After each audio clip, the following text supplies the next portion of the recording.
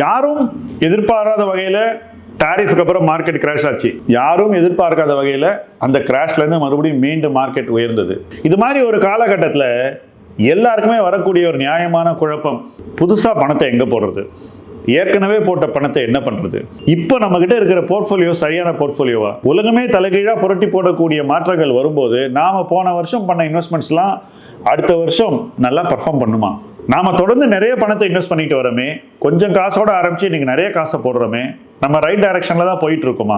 இன்னும் கொஞ்சம் சீரியஸா நம்ம இன்வெஸ்ட்மெண்ட்டை பண்ணணும்னாக்கா என்ன செய்யலாம்? இப்படி பல கேள்விகள் உங்களுக்கு வரலாம். இந்த கேள்விகளுக்கான விடையை நீங்கள் நேரடியாக எங்க கிட்ட ask milestones to wealth anything என்ற ஹெல்ப்லைன் மூலமாக கேட்டுக்கொள்ளலாம். அதன் மூலமாக உங்களுக்கு உங்க கேள்விக்கான விடையும் கிடைக்கும், உங்களுடைய டவுட்ஸ் கிளியர் ஆகும், உங்க மைண்ட்ல இருக்கக்கூடிய அச்சங்களை நீங்கள் ஸ்லோவா ஓவர் கம் பண்ணலாம். இந்த மார்க்கெட்ல இன்னும் ஒரு கான்ஃபிடென்ட் இன்வெஸ்டராக நீங்க பயணிக்க வேண்டும்.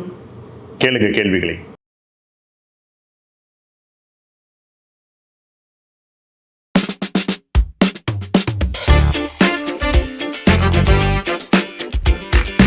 அலாட்மெண்ட் QIP கூட இல்லை, சாரி, பிரைவேட் பிளேஸ்மெண்ட். ஓகே, QIPனா இன்ஸ்டிடியூஷன் தான் வரும், இதுல இண்டிவிஜுவல். ஏதோ எத்தனையோ பேர் இன்வெஸ்டர்ஸ் அவன் கொஞ்சம் கொஞ்சம் பணம் போட்டிருக்கான். இது என்ன, இது ஏதோ ஒரு இந்த கம்யூனிஸ்ட் மீட்டிங்கு உண்டியல்ல காசு சேர்க்கிற மாதிரி அந்த கம்பெனி வந்து எல்லாத்தையும் வாங்கி பிளேஸ்மெண்ட் பண்றான். நீங்க சொல்றத பார்த்தா ஒரு ஈக்விட்டி அனலிஸ்டால தான் ஒரு ஃபண்டை எவாலுவேட் பண்ண முடியும். ஏன்னா நீங்க இவ்வளவு விஷயம் பாக்குறீங்க, இதெல்லாம் ஈக்விட்டி அனலிஸ்ட் பார்க்க வேண்டிய ஒரு விஷயம் அது.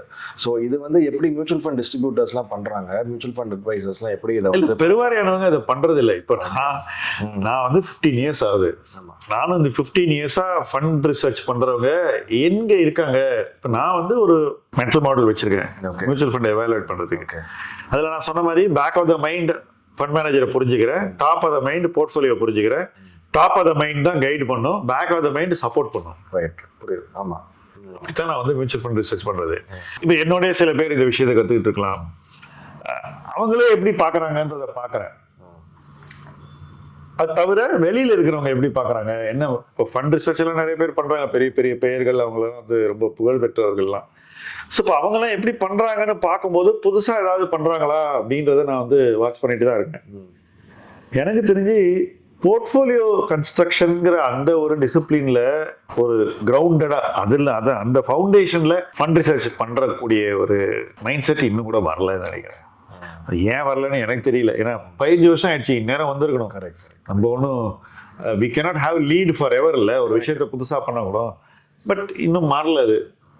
நான் எந்த அனாலிசிஸை பார்த்தீங்கன்னாலும் ஒரு ரிட்டர்ன் பேஸ்டாக இருக்குது, இல்லை வந்து ஒரு ரேட்டிங் பேஸ்டாக இருக்குது, இல்லை வந்து ஒரு ஃபண்ட் ஹவுஸ் பேஸ்டாக இருக்குது. இந்த மாதிரி தான் வந்து ஒரு மியூச்சுவல் ஃபண்ட் ரிசர்ச்சே இருக்குது இப்போதைக்கு. எஸ், டோட்டலாக பாஸ்ட் ரிட்டர்ன் பேஸ்டாக தான் இருக்குது. இப்போ ஏன் வந்து எல்லாரும் ஒரு ஃபண்டை வாங்குறாங்கன்னா லாஸ்ட் 5 இயர்ஸ் நல்லா இருக்குது அதனால வாங்குறேன்னு தான் சொல்கிறாங்க. இப்போ என்னை பொறுத்த வரைக்கும் நான் மியூச்சுவல் ஃபண்டில் அடைந்த மிகப்பெரிய வெற்றிகள் நிறைய இருக்குது. அது எல்லாமே எப்படி வந்ததுனாக்கா, நான் பாஸ்ட்டை அப்படியே ஒதுக்கிட்டு வருங்காலத்திலேயே வாழ்ந்தேன். I live in the future. So இன்னைக்கு நீங்கள் ஃபண்டு கொடுத்தீங்கன்னா நாளைக்கு என்ன ஆகும்? இப்போ வேர்ல்டு எல்லாரும் கோல்டு வாங்கிட்டு இருந்தாங்க, நான் போய் கோல்டு மைனிங் வாங்கினேன். ஸோ கோல்டு மைனிங்கில் என்னுடைய லாஜிக் என்ன வந்ததுன்னா, இவங்க காஸ்ட் ஆஃப் ப்ரொடக்ஷன் 1500 1600, அப்போ விலை வந்து ஒரு 18 17 தான் இருந்தது கோல்டு. சரி, இந்த விலையில வந்து இவங்களுக்கு வந்து பணமே பண்ண முடியல. ஸோ வேல்யூவேஷன்லாம் அடிச்சுன்னு இருக்கிறாங்க மார்க்கெட். இப்போ போய் நம்ம வாங்குவோம். என்னைக்கு வந்து கோல்ட் ப்ரைஸ் மேலே போதோ அவங்களுக்கு ப்ராஃபிட் கூட. இப்போ இன்னைக்கு 3200 எக்கச்சக்க ப்ராஃபிட் பண்ணுறாங்க. 1600 தான் காஸ்ட்னா நல்ல ப்ராஃபிட் கோல்ட் மைனிங் கம்பெனி. ஆனால் கோல்ட் மைனிங் கம்பெனியோட வேல்யூவேஷன் வந்து இன்னைக்கு ராக் பாட்டம்ல இருக்கு ஹிஸ்டாரிக்கோட கம்பேர் பண்ணும்போது. ஸோ இதெல்லாம் நான் பார்த்து அப்போ வாங்கி வச்சதுனால இன்னைக்கும் நம்ம வந்து அதில் இன்வெஸ்டடாக இருக்க முடியுது, பணம் பண்ண முடியுது. ஸோ நீங்க வந்து மற்றவங்க பண்றதே பண்ணி மியூச்சுவல் ஃபண்ட்ல கூட பணம் சம்பாதிக்க முடியாது என்பது என்னோட கருத்து. In fact mutual fund investing is for more sophisticated then direct equity investing. ஆமா, ஏன்னா செலக்ஷன். ஏன்னா நீங்க பல போர்ட்ஃபோலியோஸ் கம்பேர் பண்ணணும். நீங்க டைரக்ட் இன்வெஸ்டிங்ல நீங்க உங்க போர்ட்ஃபோலியோ மட்டும் தான் பார்க்கணும். இங்க பல போர்ட்ஃபோலியோஸ் கம்பேர் பண்ணி நீங்க ஒரு ஜட்ஜ்மெண்ட் வரணும். இல்ல, நான் ஆக்சுவலா இன்னும் அதாவது ஒரு இன்ட்ரெஸ்டிங்கான பாயிண்ட் நான் சொல்றேன். நீங்க ஒரு ஃபண்ட் மேனேஜர், அவர் ஒரு ஃபண்ட் மேனேஜர், இன்னொருத்தர் ஒரு ஃபண்ட் மேனேஜர், 3 போர்ட்ஃபோலியோ, 3 பேரும் ஃபிளெக்ஸி கேப் வச்சிருக்கீங்க. நான் உங்களை அவரோட கம்பேர் பண்ண மாட்டேன். ஓகே, கம்பேரே பண்ண மாட்டேன். ஓகே, உங்களை தனி ஃபண்ட் மேனேஜரை உங்க போர்ட்ஃபோலியோவை நான் இண்டிபெண்டா எவாலுவேட் பண்ணுவேன். அவரை தனியா பார்ப்பேன், இன்னொருத்தரை தனியா பார்ப்பேன். தனியா 3 எவாலுவேஷனை பண்ணிட்டு யார் ரொம்ப நல்லா பண்ணுவாங்கன்னு முடிவு பண்ணி அந்த ப்ராடக்ட் தான். ஓகே ஓகே ரிலேட்டிவ் கம்பேரிசன் கிடையாது. ஒன்லி ஃபார் பியூர் அப்சல்யூட்டாக அந்த போர்ட்ஃபோலியோக்கான ஒரு எக்ஸ்பெக்டேஷன் தான் உங்களுக்கு. ஆமாம், ஒரு ஸ்டாக்கை நம்ம எப்படி வாங்குறோம், இது பெஸ்ட் கம்பெனின்னு நினச்சி தானே வாங்குறோம். ஆமாம், இது வந்து மட்டமான கம்பெனியோட பெட்டர்னு நம்ம நினைச்சு வாங்குறது இல்லை. கரெக்ட். அதே பிரின்சிபல் தான் இதுலயே அப்ளை பண்ணுறது. ஸோ அந்த பிரின்சிபல் தான் இன்னைக்கு வந்து என்னுடைய ஒர்க்கை டிஃப்ரென்ஷியேட் பண்ணியிருக்கேன். அண்ட் இதெல்லாம் எதுக்கு, ஏன் இதெல்லாம் அப்படின்னு கேட்டிங்கன்னா, ஒரு மிடில் கிளாஸ் பர்சனை வந்து இன்வெஸ்ட் பண்ணும்போது அவங்கள வந்து அந்த அளவுக்கு பாதுகாத்தால் மட்டும்தான் அவங்க வந்து ஒரு ஈக்விட்டி மார்க்கெட்டுக்கு வந்ததுக்கும், அவங்க சேமிப்பெல்லாம் இவ்வளோ ரிஸ்க் எடுத்து முதலீடு செஞ்சதுக்கும், அதுக்கப்புறம் வந்து இன்வெஸ்ட் பண்ணி 5 வருஷம் இருந்ததுக்கும் அவங்களுக்கு பலன் 2 வரும். ஓகே. பலனும் பயனற்று ஒரு முதலீடு வந்து நம்ம இன்னொருத்தருக்கு பண்ணி கொடுத்தா அதோட ஒரு கொடுமை எதுவுமே இருக்க முடியாது. பணம் வாங்குறதுலாம் வேற சமாச்சாரம். இப்போ நீங்க ஏதோ கேட்குறீங்க, நான் உங்களுக்கு ஒரு ஆலோசனை சொல்றேன் ஏதோ ஒரு கம்பெனியை பத்தி. இப்போ நீங்க என் கிளைண்ட்டே இல்லைன்னு வச்சுப்போம், அப்போ கூட நம்ம மாரலி வி ஆர் ரெஸ்பான்சிபிள். ஒரு ஹியூமன் கர்டசிக்காவது நீங்க வி ஆர் ரெஸ்பான்சிபிள். நான் வந்து அப்பயே சொல்லிட்டேன் வித்துருங்களா நான் சொல்ல முடியாது உங்கள்கிட்ட. எல்லா நேரத்திலையும் நம்ம அதுக்கு சொல்றதுக்கு பொறுப்பு எடுத்துக்கணும். ஒரு டீசென்சி தானே பேசிக்கா. இல்ல, அதுதான் நம்ம responsibility. You are C when you give opinion, எந்த கருத்து நீங்க வந்து பொது வெளியில் வச்சாலும் அதுக்கு நீங்க பொறுப்பு எடுத்துக்கணும். கரெக்ட். நீங்க வந்து அதுக்கப்புறம் உங்க கருத்து தப்பாகும் போது நடுவில் ஏதோ ஒரு விஷயத்த சொன்னேன், அதுக்கு முன்னாடி ஒன்று சொன்னேன், இதோட சேர்த்து இதை சொன்னேன், அப்படிலாம் நம்ம வந்து யார்கிட்டயுமே போய் சொல்ல முடியாது. ஓகே. நீங்க பணம் வாங்கினாலும் சரி, பணத்துக்கு வேலை செஞ்சாலும் சரி, பணம் இல்லாமல் வேலை செஞ்சாலும் சரி, அந்த பொறுப்புன்றது இருக்கும். அப்போ அந்த பொறுப்புக்கு நம்ம வந்து நியாயமா இருக்கணும், உண்மையா இருக்கணும். ஓகே. ஸோ அப்படி பண்ணும்போது நம்ம என்ன பண்றோம், ஓகே எது பெஸ்ட், இவங்களுக்கு எது சூட்டபிள், அதை எல்லா நேரத்துலையும் அந்த லைன் பிடிச்சி தான் நம்ம போகணும். நம்மளுடைய ஒரு கெப்பாசிட்டிக்கோ அல்லது நம்ம வந்து ஏதோ ஒரு ரொம்ப ஹை ரிஸ்க் ப்ராடக்ட் கண்டுபிடிக்க முடியுங்கிறதுனால அதை கொண்டு போய் எல்லாருக்கும் கொடுத்துடக்கூடாது. Last question sir. இப்போ நம்ம இன்னைக்கு இந்த வீக்கில் வந்து ஹேப்பனிங் டாபிக் வந்து இந்த ஜென்சால்ன்ற கம்பெனி வந்து ஃப்ராட் பண்ணி இவங்க வந்து இன்வெஸ்டர்ஸோட கேபிட்டலில் வந்து தேவ் டேக்கன் இட் அவுட், அவங்க வந்து வித்துட்டு போயிட்டாங்க. ஸோ இந்த மாதிரி கம்பெனிஸை நம்ம ஏர்லி ஸ்டேஜில் நீங்கள் நிறைய சொல்லியிருக்கீங்க எப்படி பார்க்கணும் அப்படின்னு. எப்படி நம்ம how to you stay away from all this? So என்னுடைய லைஃப் ஸ்டோரியே வந்து always trying to stay away from all this தான். ஓகே, முடிஞ்ச வரைக்கும் இதுல இருந்து தள்ளி இருக்கணுங்கிறது தான் என்னுடைய லைஃப் ஸ்டோரி. ஸோ ஒரு 99.99% நான் தப்பிச்சிருப்பேன். அப்பவும் ஒரு 0.01 ஏதோ ஒன்று வந்து மாட்டியிருக்கும். கவர்னன்ஸ் இல்லாதவன், ஃப்ராடு, புக்ஸை குக் பண்றவன், இவங்களெல்லாம் நம்ம வந்து எப்படி கண்டுபிடிக்கிறதுங்கிறது வந்து என்னுடைய ஆரம்ப பாடம். ஓகே, அங்கேருந்து தான் நான் வளர்ந்து வரேன்.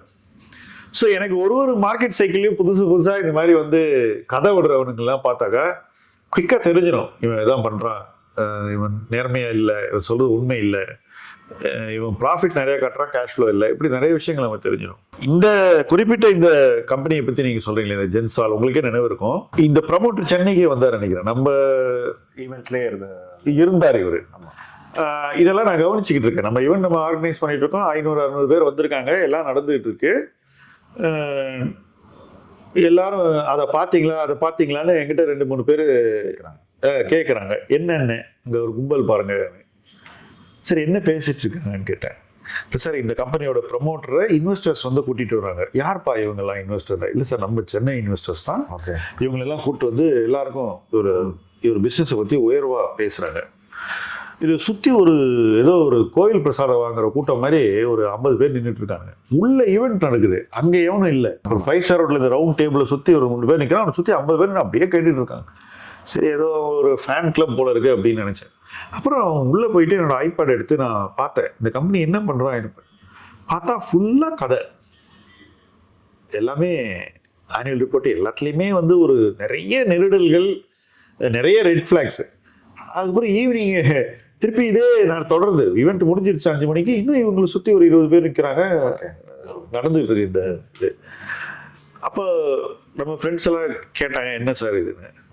0 போகும்பா அப்படின்னு சொன்னேன். ஓகே, இந்த ஸ்டாக் வந்து 0க்கு போகும் அப்படின்னு. இப்போ நான் சொன்னது வந்து அங்கே பேசிக்கிட்டு இருந்த சில பேர் காது கெட்டிருச்சு. யாரோ போய் இங்கே கேட்டு அங்கே சொல்றதெல்லாம் இயல்பு. உடனே அந்த நபர் வந்து யார் இதை பற்றி ரொம்ப உயர்வாக பேசிட்டு இருக்காரோ அவர் வந்து நான் நண்பர்கிட்ட சொல்லியிருக்காரு, பயங்கர பொறாமப்பா எங்களை பார்த்து, நாங்கள் நிறைய பணம் சம்பாதிச்சிட்டோம். ஆனால் பொறாமையில் தான் இவங்க சொல்கிறாங்க. பொறாமைலாம் இல்லை. என்னை பொறுத்த வரைக்கும் இது மாதிரி தவறான வழியில் வந்து பணம் சம்பாதிக்க நம்ம வந்து போகவே கூடாதுங்கிறது எனக்கு ஒரு 3500 ரூபாய் அசல் இருந்தப்போ, கேபிட்டல் இருந்தப்போ சொல்லி கொடுக்கப்பட்டது. அதை நான் இன்னி வரைக்கும் மறக்கலைங்கிறது தான் என்னுடைய துரதிர்ஷ்டம். இல்லைன்னா அவங்களோட சேர்ந்து நானும் வந்து கை தட்டியிருப்பேன். பட் அது ஆப்வியஸாக தெரிஞ்சுது வந்து அது ஃப்ராடு, அந்த கம்பெனி ஃப்ராடுங்கிறது ரொம்ப ஆப்வியஸாக தெரிஞ்சுது. ஆனால் அன்னைக்கு இருந்த ஒரு மைண்ட் செட் ஆஃப் பீப்புள் வந்து எந்த ஷேர் ஏறுது அதை வாங்கணும், யார் சொல்கிற ஷேர் ஏறுது அவர் சொல்கிற எல்லா ஷேரையும் வாங்கணும். இப்படி அந்த ஒரு இதில் போய் எல்லா பணத்தையும் அதிகம் ஏறக்கூடிய ஸ்டாக்ஸ்ல மட்டும்தான் வச்சிருக்கணும். அது இறங்க முடியுன்றதே யாருமே அந்த இடத்துல வந்து யோசிக்கவே இல்லை. இப்போ இன்னைக்கு வந்து அந்த ஷேர் வந்து 0 நோக்கி போயிட்டு இருக்கு. ஏதோ ஒரு ஹை பிரைஸ் அதுல வந்து ஒரு QIP நடந்து, நான் இதெல்லாம் சொல்லிட்டே இருக்கேன். இதுக்கப்புறம் நம்ம மக்கள்கிட்ட QIPக்கு வந்து அலாட்மெண்ட், QIP கூட இல்லை, சாரி, பிரைவேட் பிளேஸ்மெண்ட். ஓகே, QIPனா இன்ஸ்டிடியூஷன் தான் வரும், இதுல இண்டிவிஜுவல். ஏதோ எத்தனையோ பேர் இன்வெஸ்டர்ஸ் அவன் கொஞ்சம் கொஞ்சம் பணம் போட்டிருக்கான். ஓகே, இது என்ன, இது ஏதோ ஒரு இந்த கம்யூனிஸ்ட் மீட்டிங்கு உண்டியல்ல காசு சேர்க்கிற மாதிரி அந்த கம்பெனி வந்து எல்லாத்தையும் வாங்கி பிளேஸ்மெண்ட் பண்றோம். அந்த பிளேஸ்மெண்ட்டை பண்ணிட்டு அதுக்கப்புறம் வந்து என்னென்னமோ கதை விடுறோம். அண்ட் எல்லா ரிலேட்டட் டிரான்சாக்ஷன், இவங்க ஒரு கம்பெனி இன்னொரு கம்பெனி.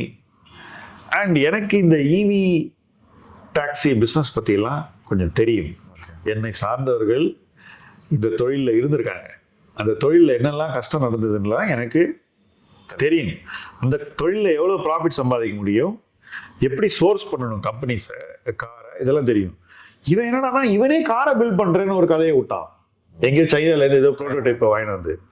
ஸோ இதெல்லாம் பார்க்கும்போது இது வந்து ஒரு ஸ்டோரி அப்படின்றது தெரிஞ்சிருச்சு.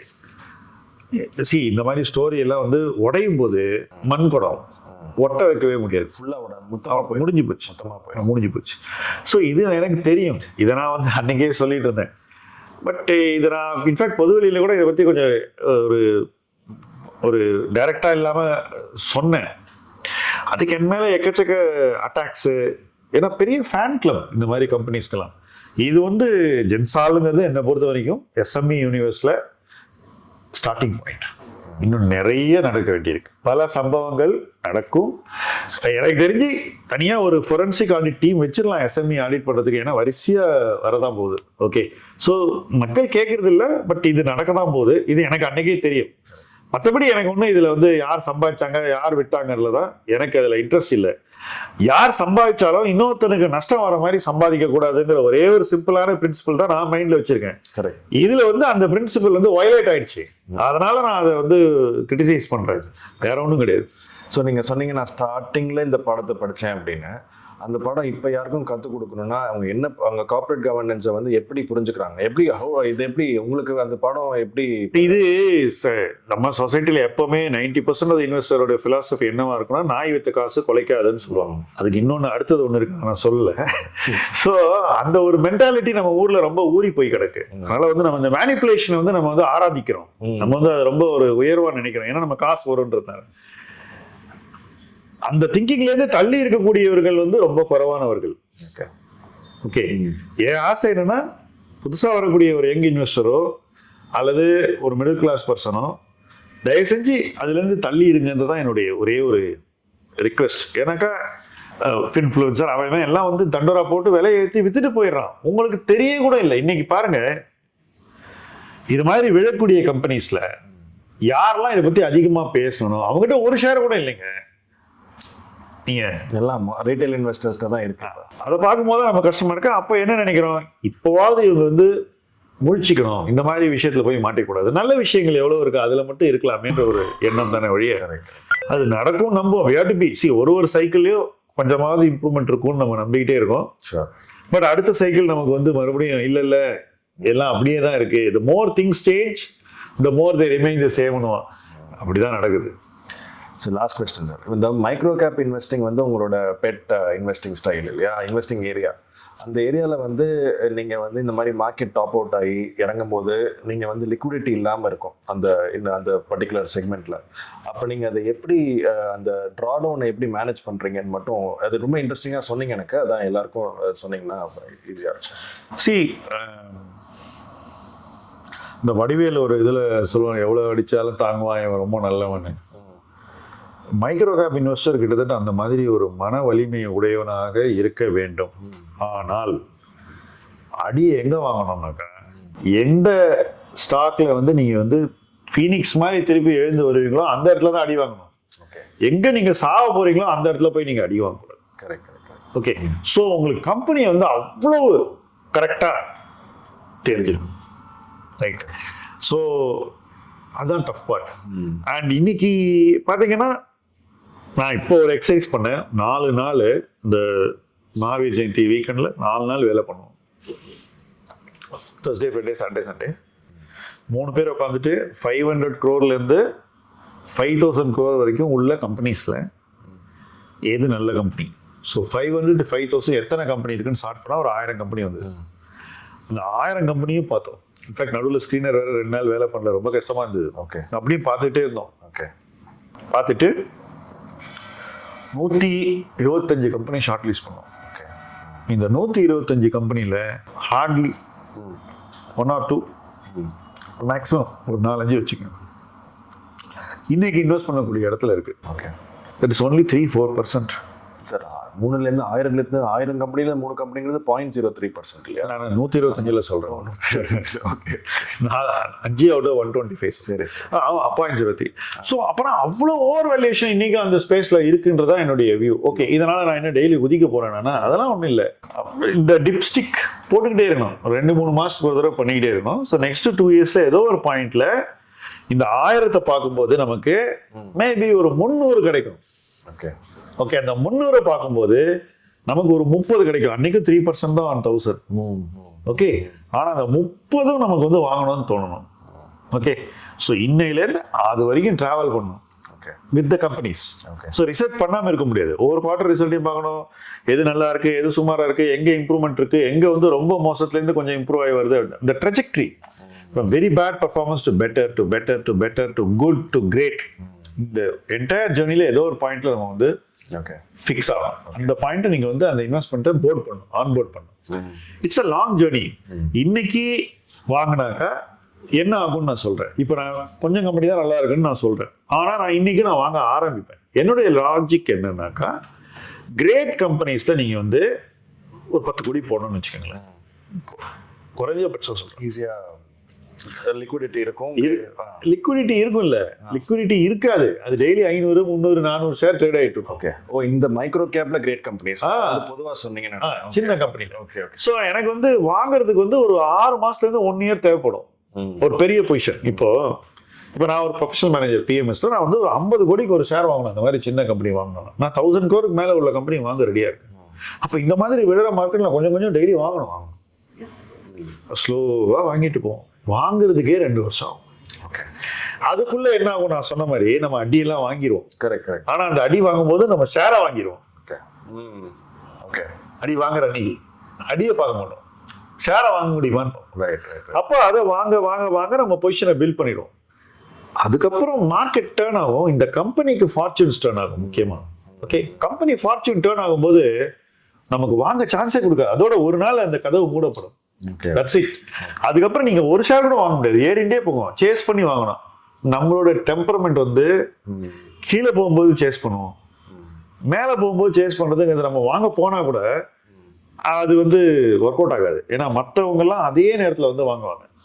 ஸோ அதனால கீழே போகும்போது ரொம்ப பை பண்ணும்போது ரொம்ப கம்மி விலை கொடுத்து வாங்கணும், மேலே போகும்போது ஏற்றி வித்துட்டே போகணும். அதான் நீங்கள் ஆப்போசிட் சொல்றீங்க. அதான் அது இப்போ நான் சொல்ற இந்த கம்பெனிஸ் எல்லாம் வந்து ஒரு 5 இயர்ஸ் ஹோல்ட் பண்ணணும். ஸோ இப்போதான் வாங்க ஆரம்பிச்சிருக்கோம்னா 2 to 3 இயர்ஸ் 2 இயர்ஸ் வாங்குறோம்னு வச்சுக்கேன். அதுக்கப்புறம் 3 இயர்ஸ்ல அது வந்து அந்த டேர்ன் ஆகும். இப்போ 19ல வாங்க ஆரம்பிச்ச கம்பெனி 20ல ஃபால் வந்ததுக்கு அப்புறம் 20, 21, 22 வாங்கிட்டு 23, 24ல வித்துருக்கோம். Okay, okay. As a professional சொல்றேன். ஓகே, இப்போ 24ல வாங்க ஆரம்பிச்ச கம்பெனி ஸ்லோவா 25, 26ல வாங்கி முடிச்சோம்னாக்கா திருப்பி 27, 28, 29ல அது திருப்பி மேலே போகணும். whatever, I'm just giving a ஒரு சைக்கிள் எப்படி போகுதுங்கிற ஒரு எக்ஸாம்பிளுக்கு சொல்றேன். ஓகே, ஸோ இப்போ அது வரைக்கும் நம்ம வந்து பொறுமையா ஃபர்ஸ்ட் வாங்குறதுக்கு பொறுமையை காட்டணும், அதுக்கப்புறம் பொறுமையா வெயிட் பண்ணணும், அப்புறம் விற்கிறதுக்கு ரொம்ப பொறுமையை காட்டணும். ஸோ என்னை பொறுத்தவரை நான் மைக்ரோ கேப் இன்வெஸ்டிங்கை இப்படிதான் பண்ணுவேன். Okay, okay. எனக்கு அவசரமே இல்லை. இப்படி ரிலாக்ஸ்டாக பண்ணும்போது என்ன ஆகுதுன்னா நமக்கு வந்து கம்பெனிஸில் பெரிய பொசிஷனை பில்ட் பண்ணுறதுக்கு வாய்ப்பு வரும். அந்த பெரிய பொசிஷனை பில்ட் பண்ணும்போது அந்த நிறுவனத்தின் எதிர்காலத்தை முழுதும் உறுதிப்படுத்தி கொண்டு நம்ம அந்த பொசிஷனை பெருசாகும். வேற ஒரே நாளில் வாங்கினா அப்படி பண்ண முடியாது. So you take time to buy and you give time for the idea to perform. So அதுதான் மைக்ரோ கேப் இன்வெஸ்டிங்கினுடைய ஒரு சாராம்சம். ஸோ இப்போ இந்த மைக்ரோ கேப் இன்வெஸ்டிங் எல்லாராலையும் பண்ண முடியாது, பண்ணக்கூடாது, அதான் நீங்க அப்படி சொல்லல. இந்த மாதிரி ஒரு பொறுமை இருந்ததுன்னா நீங்க செய்யுங்கன்ற. ஓகே, நீங்க மாசம் மாசம் ப்ராஃபிட் பண்ணோம்னா அதுக்கு மைக்ரோ கேப் இடம் இல்லை. கரெக்ட். ஸோ சரி சார், டீப் வேல்யூ இன்வெஸ்டிங் பண்ணணும் அங்க. ஓகே. மொமெண்டம் இன்வெஸ்டிங் மைக்ரோ கேப்ல எல்லாம் பண்ண முடியாது. இன்னொன்று ரிஸ்க் அப்பிடைட்டும் யாருக்கும் அந்த அளவுக்கு இருக்காதுல்ல சார். அது வந்து லிக்விடிட்டி இல்லாத ஷேர் விழுகும் போது 50% விழுகும். இன்னைக்கு மைக்ரோ கேப் எது? SME தான் மைக்ரோ கேப். SME தான். அங்க எக்கச்சக்க ஃப்ராட் இருக்கு. நீங்க ஏதோ 2 வாங்கி உங்களுக்கு அதுல இந்த ஜென்சால் மாதிரி ஆயிடுச்சுன்னா, உங்க போர்ட்ஃபோலியோல ஒரு 20% கீழே போயிடுச்சுன்னா, அதுலயே பிளஸ் மற்றதெல்லாம் விழுந்துருச்சுன்னா சைக்கலாஜிக்கலா என்ன ஆகும்னு யோசிக்கணும்ல. அது தேவையான்னு தான் நான் கேட்கிறேன். கரெக்ட். ஸோ உங்களுக்கு கரெக்டா இதெல்லாம் பண்ணலாம்னு தெளிவா தெரிஞ்சா பண்ணுங்க, இல்லைன்னா பண்ணாதீங்கன்ற. அவ்வளவுதான். Sure sir, thank you. இன்னைக்கு இந்த கான்வர்சேஷன் வந்து ஸ்டார்டிங் இந்த டுடேஸ் மார்க்கெட் கான்டெக்ட்ல என்ன ஆரம்பிச்சோமோ பேசி, போர்ட்ஃபோலியோல எப்படி நிறைய பேசி நல்ல conversation. Thank you so much. Thank you.